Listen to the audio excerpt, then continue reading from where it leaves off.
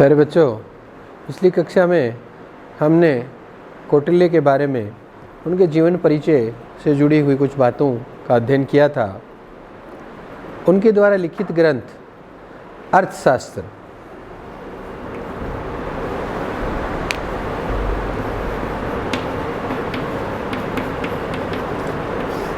अर्थशास्त्र के अंतर्गत क्या क्या विषय हैं और उसको किस रूप से उनके दर्शन का आधार है, ये इस कक्षा में हम अध्ययन करेंगे कि अर्थशास्त्र में दिए गए तथ्यों का क्या क्या किस किस तरह से उचित उपयोग हुआ और कैसे उन्होंने उनका विवरण प्रस्तुत किया है। अर्थशास्त्र के अंतर्गत इसका वास्तविक जो कार्य है वो शासन है। शासन को संचालित करने हेतु एक दंड नीति के रूप में है, धर्म और व्यवहार के रूप में है।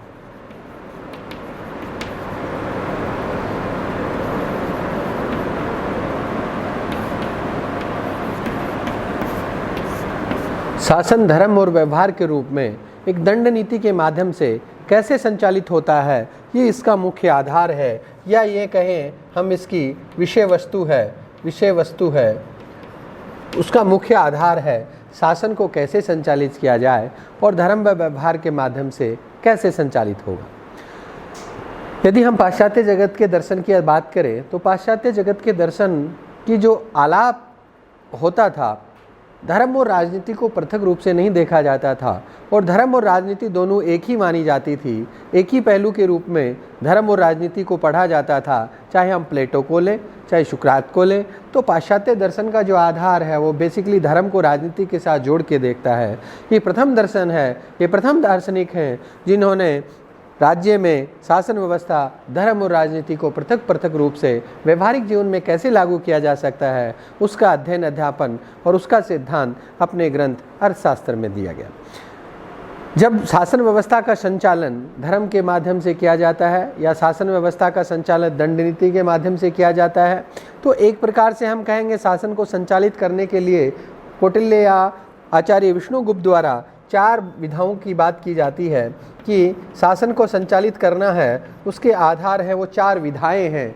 उन विधाओं को माध्यम से शासन का संचालित करना चाहिए। पहली विधा का नाम है आन्वीक्षिकी। आन्वीक्षिकी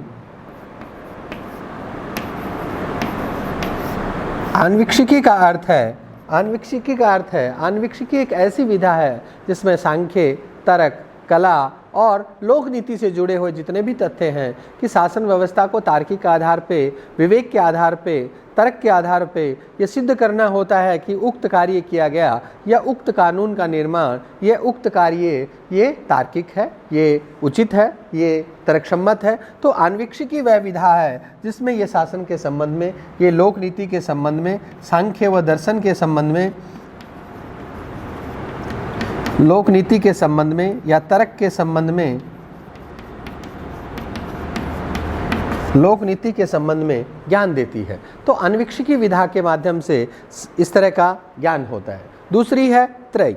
दूसरी विधा का नाम है त्रयी। त्रयी वह विधा है जिसके अंतर्गत वेदों का ज्ञान है, ऋग्वेद, सामवेद, अथर्ववेद, यजुर्वेद। मुख्य रूप से त्रयी के रूप में हम देखते हैं तो 3 ही वेद माने जाते हैं, ऋग्वेद, सामवेद और यजुर्वेद। तीनों वेदों को त्रयी 3 के नाम से जाना जाता है, लेकिन अथर्ववेद और इतिहास को भी त्रयी के रूप में ही जाना जाता है। तो त्रयी वह विधा है जिसमें ज्ञान के बारे में बात करते हैं हम, वेदों के माध्यम से ज्ञान की प्राप्ति होती है, तो ये त्रयी है। तीसरा है वार्ता। वार्ता के अंतर्गत कृषि, पशुपालन और व्यापार से जुड़े हुए जो भी बिंदु हैं उनका अध्ययन किया जाता है और उनके बारे में उनकी संबंधित जानकारी है वो वार्ता में है। और चौथा जो नंबर की बात है वो क्या है, दंड नीति। ये मुख्य है। दंड नीति मुख्य रूप से कार्य करती है। व्यवस्था को कैसे संचालित की जाए, शासन व्यवस्था को उचित मार्गदर्शन पे कैसे संचालित किया जाए, इसका आधार है वह दंड नीति है। कहते हैं, कौटिल्य का कहना है कि आन्वीक्षिकी, त्रयी और वार्ता तीनों का जोड़ है। उससे मुख्य रूप से किसके आधार पे, पहला आधार क्या है, दंड नीति है। शासन की व्यवस्था को संचालित करने के लिए प्रथम रूप से दंड नीति का पालन करना चाहिए। और दंड नीति जब का पालन किया जाएगा तो ये बाकी जो वार्ता, त्रयी और अन्वीक्षिकी, इसका उपयोग अच्छे से होगा। दंड नीति का पालन यदि किया ही नहीं जाएगा तो इन तीनों विधाओं का उतना प्रभाव नहीं रहेगा। अतः शासन व्यवस्था को संचालित करने हेतु मुख्य भूमिका में दंड नीति, जो कला और व्यवहार के रूप में, शासन को एक व्यवहारिक दृष्टिकोण के रूप में, शासन को एक कूटनीतिक दृष्टिकोण के रूप में, शासन को संचालित करने का एक एकीकृत व्यवस्था के रूप में व्यवस्था करते हैं। कौटिल्य का कहना है कि दंड है वो उस आधार पे होना चाहिए जिससे उसमें उसकी शासन व्यवस्था है वो अच्छे से संचालित की जा सके। किस आधार पे कह सकते हैं हम? तो कहते हैं धर्म और दंड उचित आधार पे होना चाहिए। धर्म का रूप राज्य के द्वारा शासन व्यवस्था को संचालित करने का धर्म के रूप में है, तो कहते हैं दंड के रूप में दंड का आधार क्या हो, उचित क्या हो। कहते हैं दंड, यदि राजा दिया जाने वाला दंड कम है तो जनता क्या करेगी? तिरस्कार करेगी। जनता तिरस्कार करेगी, अपमान करेगी, और उसका परिणाम स्वरूप क्या होगा? कहता उसके कारण अराजकता फैलेगी। अराजकता का मतलब है मत्स्य न्याय की व्यवस्था हो जाएगी, अर्थात शक्तिशाली व्यक्ति निर्बल व्यक्ति का शोषण करेगा, ताकतवर जिसकी लाठी उसकी भैंस हो जाएगी, शक्तिशाली व्यक्ति के द्वारा निर्बल का शोषण हो जाएगा, यदि दंड की मात्रा कम है तो। और यदि कहते हैं दंड की मात्रा अधिक है तो क्या होगा? तो कहता है, कौटिल्य का कहना है कि राजा यह दंड का अनुचित प्रयोग करता है या अधिक प्रयोग करता है, जिसकी आवश्यकता नहीं है, किसी को प्रताड़ित करता है, शोषित करता है, तो ऐसी स्थिति में कहता है कि वो लोग हैं वो कुपित हो जाएंगे, नाराज होंगे, जिससे उनसे जनता है वो एक प्रकार से राजा के प्रति अच्छी भावना नहीं रखेगी। तो कहता है ये भी गलत है। तो क्या होना चाहिए? कहता है दंड की मात्रा उचित होनी चाहिए। और उचित दंड की मात्रा किसके समान बताते हैं? कौटिल्य कहता है पूजा के समान है। जिस तरह व्यक्ति पूजा करता है उसी तरह दंड भी उचित मात्रा में यदि दिया जाता है तो एक पूजा के समान है। तो दंड के माध्यम से ही शासन व्यवस्था को संचालित किया जाता है। कौटिल्य ने अर्थशास्त्र के अंतर्गत यही बात कही है कि अन्वीक्षिकी, त्रयी और वार्ता से इम्पोर्टेंट जो विधा है वो है दंड। दंड के माध्यम से ही इसका कार्य किया जा सकता है। दूसरी बात क्या है अर्थशास्त्र के अंतर्गत? दूसरी बात है, कहता है अर्थ की जो बात करता है अर्थशास्त्र, अर्थ। कौटिल्य का कहना है, जब चंद्रगुप्त मौर्य से कौटिल्य ने प्रश्न पूछा और उनसे शिक्षा दीक्षा देने के बाद जब उनसे कहा कि आप क्या कर रहे हो, मुझे उपहार में क्या दोगे और आप क्या कर रहे हो, तो चंद्रगुप्त मौर्य का कथन था, वीर तो आनंद प्राप्ति के लिए पैदा होते हैं। अर्थात जो यहाँ पे कौटिल्य का जो इंगित करता है वो बात यह है कि राज्य के संबंध में कौटिल्य का कथन है, जो अप्राप्त है उसे प्राप्त करे, प्राप्त को रक्षित करे, रक्षित का संवर्धित करे, और जो संवर्धित हो जाने के पश्चात उसे उचित रूप में उसका वितरण करे।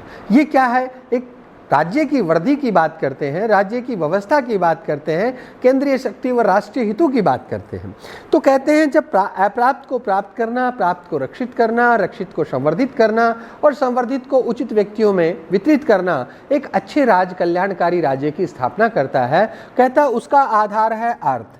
अर्थ के बिना कहता है, अर्थ का अर्थ सामान्य भाषा में कहें तो हम कहेंगे व्यवहार और जीविका।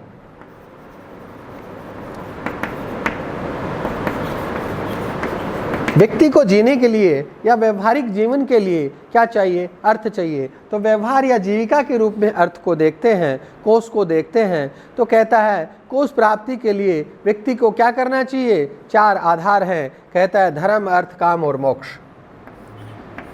4 उद्देश्य हैं।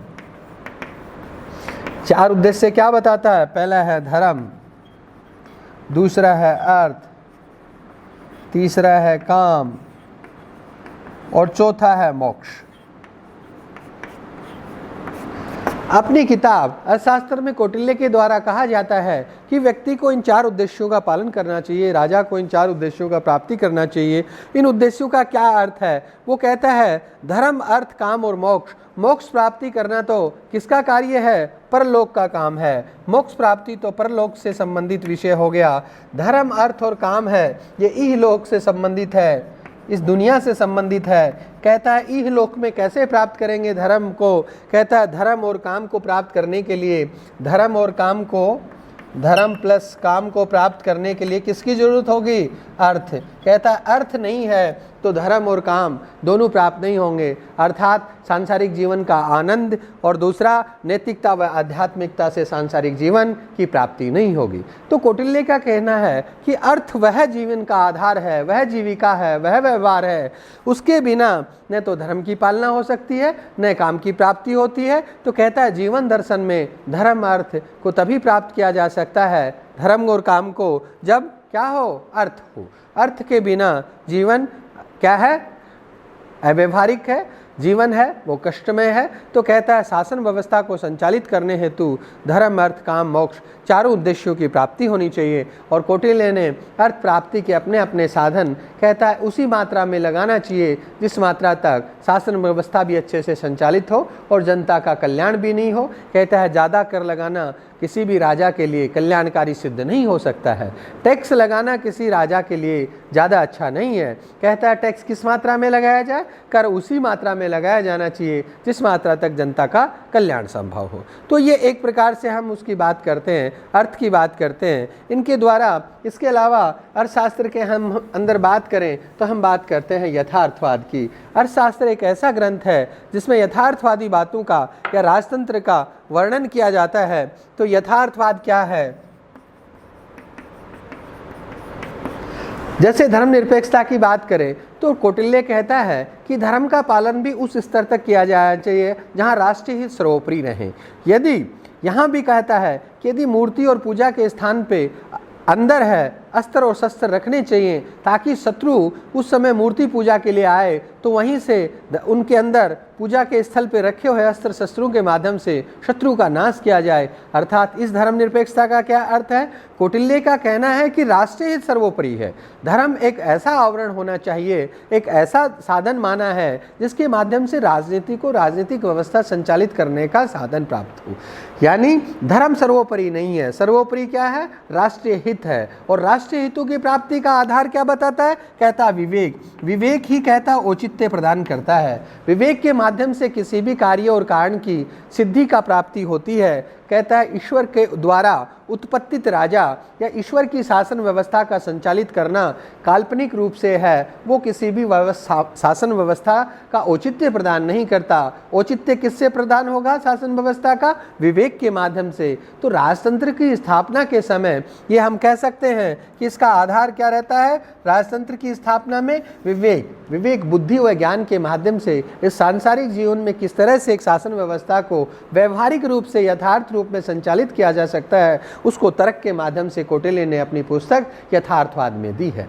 तो ये हम कह सकते हैं कि कौटिल्य की लिखी हुई पुस्तक अर्थशास्त्र है, वो एक व्यवहारिक जीवन से संबंधित है, ऐतिहासिक व वैज्ञानिक है, यथार्थवादी व राजतंत्र की स्थापना करती है, अर्थ प्रधान राजनीति की बात करती है जिसके माध्यम से मनुष्य के चारों उद्देश्यों की प्राप्ति होती है, तथा शासन कला को वास्तविक और व्यवहारिक जीवन में किस तरह से चलाया जा सकता है उसके लिए दंड नीति मुख्य है। इसलिए अर्थशास्त्र का पूरा नाम हम कहें राजनीति विषयक दंड नीति है। अर्थात अर्थशास्त्र एक राजनीतिक जीवन में लिखा हुआ सर्वश्रेष्ठ ग्रंथों में से एक है। Thank you. आगे वाली कक्षा में हम बाकी अध्ययन करें।